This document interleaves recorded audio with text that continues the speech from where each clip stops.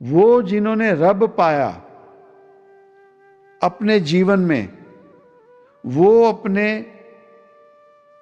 शारीरिक और आत्मिक कष्ट, परेशानियां, वो जो मेहनत की उन्होंने, और उस मेहनत में जो रब पाया, उस मेहनत में जो रब पाया, उन्होंने अपनी बात लोगों को कही या उन्होंने कोई ग्रंथ रचित कर दिया कि इस तरह से मुझे रब प्राप्त हुआ। अब क्या हुआ कि ये हैं करने वाले,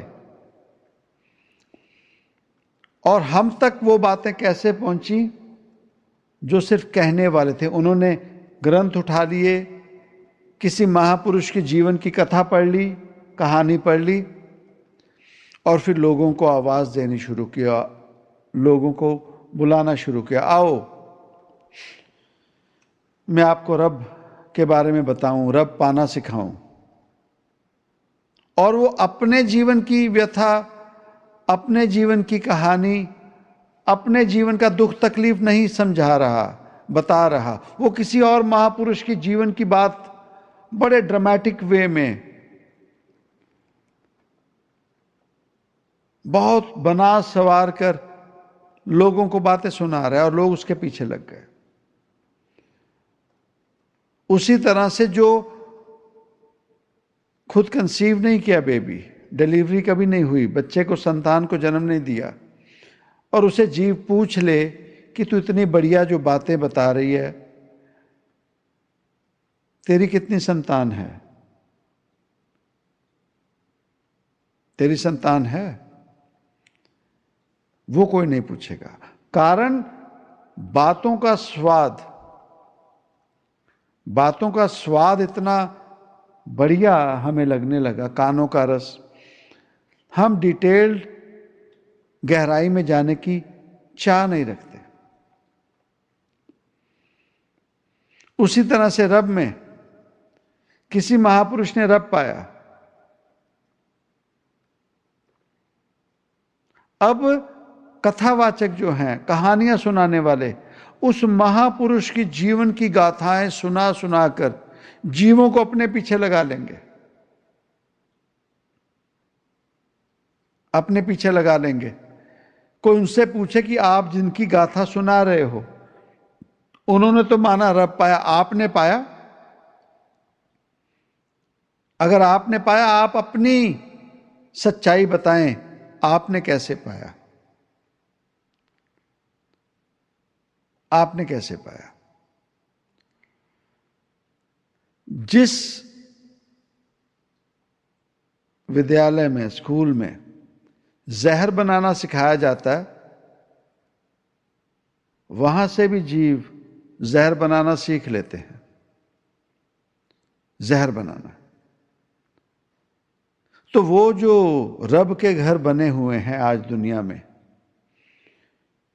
वहां से रब पाना जीव क्यों नहीं सीख रहे? वहां से जीव रब क्यों नहीं पा रहे?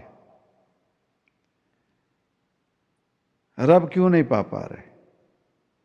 कारण यही है, कारण यही है कि जिनके जरिए रब पाने की कोशिश कर रहे हैं,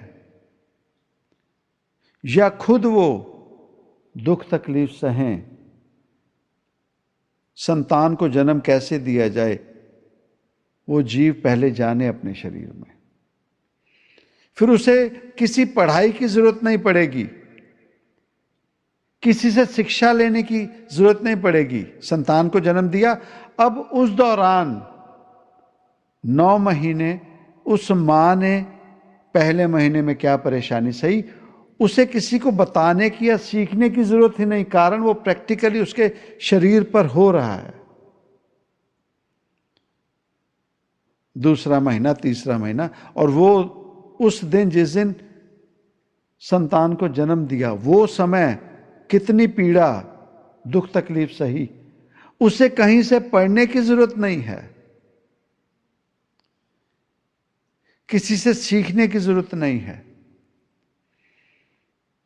और वो जो उसने समझ लिया, वही उसकी संपूर्णता है, वही उसकी सच्चाई है और वही उसकी प्राप्ति है।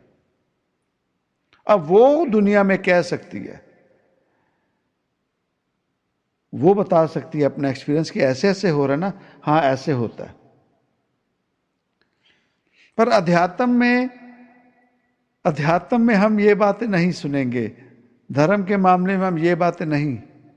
कोई राम की कथा सुना रहा है तो राम की कथा सुनाते ही लाखों करोड़ों कमा लिए,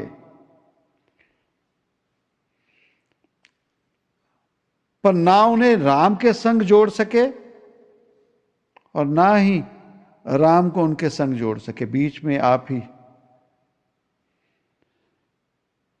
कोई ये नहीं पूछ सकेगा कि आपने राम पा लिया, इस कथा में आपको क्या फायदा धन के अलावा।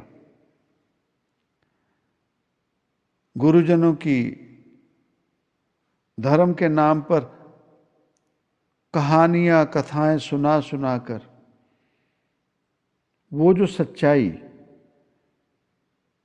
सच्चाई इंसान होने की, भीतर घट में अल्लाह, राम, वाहिगुरु, ओंकार किस तरह से पाना है, वो बातों पे कोई बात नहीं करेगा, कारण कि खुद ही नहीं पा सके। खुद पाए ही नहीं तो शिक्षा कैसे देगा कोई।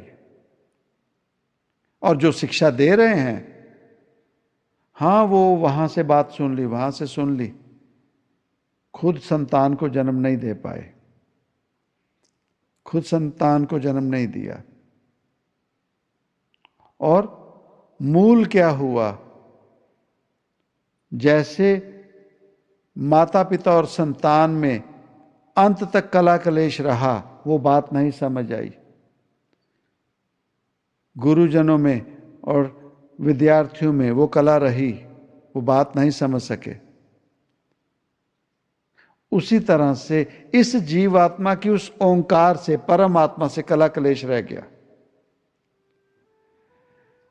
कारण जीवात्मा खुद उस परमात्मा, उस ओंकार के समक्ष खुद खड़ी होकर नहीं कहती कि मुझ में ये कमियां हैं, मुझे बख्श ले।